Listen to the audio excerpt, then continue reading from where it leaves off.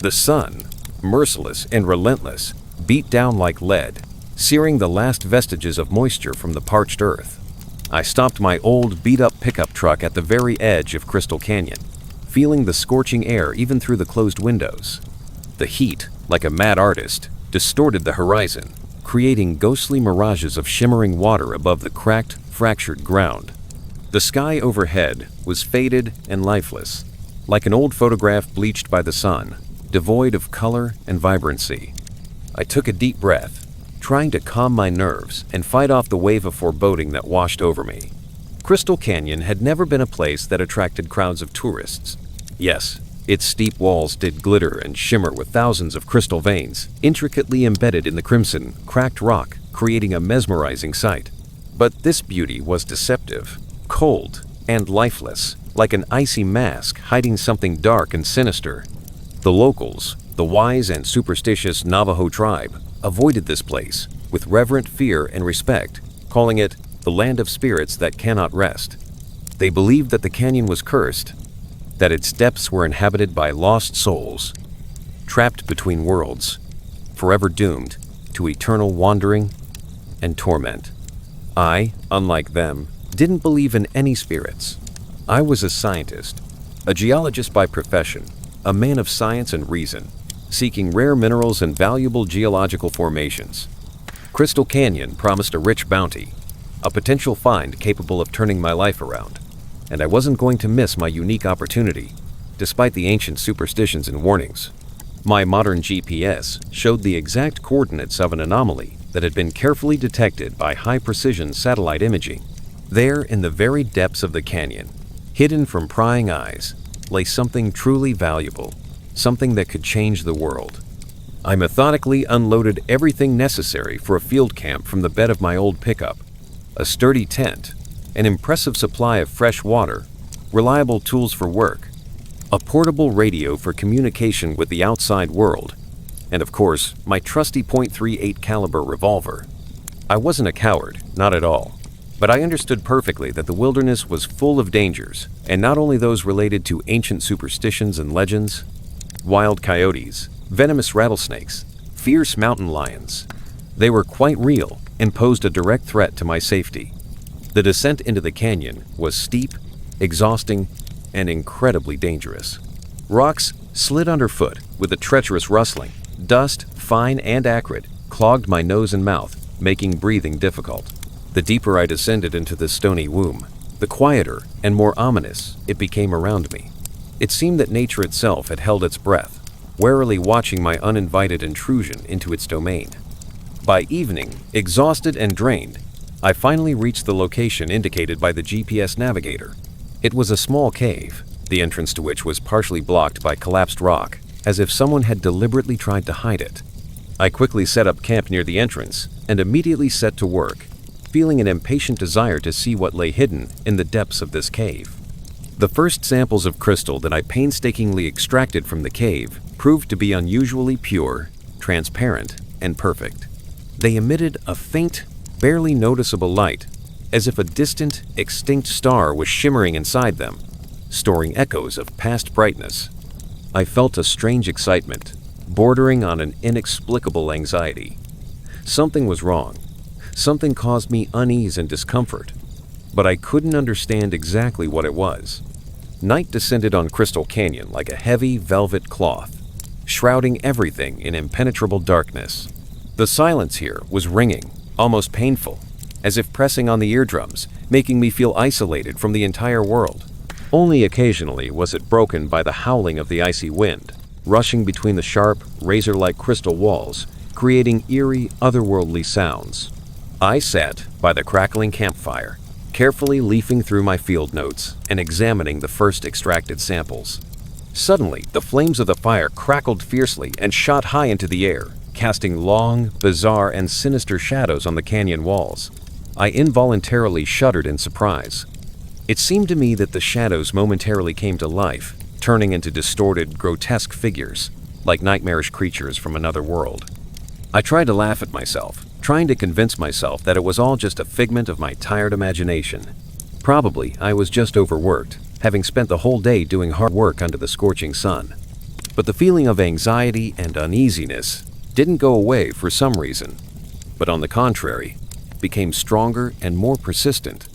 I took out the portable radio and tried to contact the base to report my arrival and first findings. But in response, I only heard static and interference. There was no signal. Deciding that I just needed to rest a bit and pull myself together, I climbed into the tent and tried to fall asleep, hoping that sleep would bring me the long-awaited relief and allow me to forget about the strange sensations. But sleep didn't come for some reason. Through the thin fabric of the tent, I could hear the icy wind howling in the canyon, carrying strange sounds, like a quiet, barely audible whisper, coming as if from afar. Suddenly, I distinctly heard a soft knock at the entrance to the tent. I froze, paralyzed with fear, tightly clutching my trusty revolver in my hand. "Who's there?" I asked, trying to make my voice sound confident and calm, despite the panic that had gripped me. In response, silence. Only the howling of the wind, carrying a creepy, indistinct whisper throughout the canyon. I slowly unzipped the tent and cautiously peered out. There was no one there. Only the campfire, crackling and casting dancing shadows on the canyon walls. I sighed in relief. Probably, it was just some wild animal. Or maybe it was just a figment of my overactive imagination, tired of the silence and loneliness. But as I was about to return to the tent, I noticed something strange that immediately caught my attention. One of the crystal samples that I had left outside was shining much brighter than before, as if filled with some internal energy. And it emitted a slight, almost imperceptible vibration. I cautiously picked it up, feeling a cold shiver run down my spine. It was warm, almost hot to the touch, like a glowing coal, and it emitted a faint but distinct sound, like a pulsation, as if a living heart was beating inside it. I mechanically held the crystal to my ear to better hear this strange sound, and suddenly I distinctly heard a voice, a quiet, whispering voice, sounding not from the outside, but as if directly in my head, penetrating my consciousness. "Wake up. We're waiting for you. Join us." I threw the crystal away from me in horror, as if burned. The voice immediately subsided, leaving me stunned. My heart was pounding like crazy, ready to jump out of my chest. I couldn't understand what was happening. I felt like I was slowly going insane. I cowered in the tent and tried to calm down, to convince myself that it was all just a figment of my sick imagination. But sleep didn't come. All night I heard this whisper. It became louder and more persistent, penetrating the deepest depths of my consciousness. "Wake up. Come. You are one of us." I woke up completely broken and frightened. The campfire had almost gone out, leaving only smoldering embers. The crystal walls of the canyon seemed ominous and unfriendly, as if they were alive and watching me with contempt. I hastily packed up camp, trying not to think about yesterday's events. I needed to get out of here as soon as possible, before it was too late. But when I approached the cave to retrieve my tools, I saw something that made me freeze in horror. On the rock, right next to the entrance to the cave, was a carelessly scratched inscription. Careless, as if made in haste, with a trembling hand. "We are waiting for you inside." I understood perfectly that I should not go in there under any circumstances. But a strange, morbid curiosity, mixed with primal fear, overcame my common sense. I took out my powerful flashlight and, swallowing hard, slowly entered the dark cave, feeling an icy chill pierce me to the bone. The cave turned out to be much deeper and more complex than I had anticipated. The powerful beam of the flashlight snatched out of the impenetrable darkness the sparkling crystal walls, creating bizarre patterns and shadows. The musty air smelled of dampness and something else, elusively familiar, but disgusting, nauseating. The deeper I went into the cave, the stronger the whisper became. It sounded not only in my head, but as if coming from the walls themselves, surrounding me on all sides, making me feel trapped. "You are getting closer. Soon you will be with us." Finally, after long and agonizing wanderings through the winding corridors, I reached a large grotto. In the center of it stood a huge, sinister crystal structure, resembling an ancient altar, imbued with horror and death. Around it lay bones in disarray, human bones, and then it finally dawned on me. I realized what was really happening here. Crystal Canyon was not just a place with rare minerals and beautiful crystals. It was a sanctuary, a place of worship for something ancient, evil, and incredibly powerful. I tried to run, to escape, to break free from this cursed place, but it was already too late. The whisper turned into a deafening scream, tearing my eardrums. I felt something invisible and powerful pulling me forward, towards the crystal altar, preventing me from resisting. I resisted with all my might, trying to break free, but something invisible and irresistible held me, as if my feet were rooted to the ground. I felt like a puppet, deprived of free will. Everything swam and swirled before my eyes. I saw distorted, malicious faces peering out from the crystal walls. They whispered, screamed, laughed maliciously, as if welcoming a new guest. They wanted me. I was forcibly laid on the cold crystal altar. I felt the piercing cold of the crystal, penetrating every cell of my body. I tried to scream, but only a wheeze, devoid of strength and meaning, escaped my throat. And then I saw it. From the crystal altar slowly emerged a creature that cannot be described in words. Describing it was simply impossible. It was a disgusting mixture of everything most terrible and disgusting that I had ever seen in my life, and even in the worst nightmares. Its body consisted of intertwined, sharp crystal shards and rotting, decomposing flesh, emitting a nauseating odor. Its eyes burned with unholy demonic fire, penetrating into the very soul. It slowly approached me and extended its clawed, bony hand. I closed my eyes in horror, expecting imminent death, but death didn't follow. Instead, I felt something cold and alien enter my head, penetrating into my very consciousness. It took possession of my mind, my thoughts, my body, my soul. I was no longer myself. I was a part of it, a part of Crystal Canyon, a part of the land of spirits that cannot rest. I became one of them. I don't know how much time has passed since then. Days, weeks, months, years. Time has lost all meaning for me.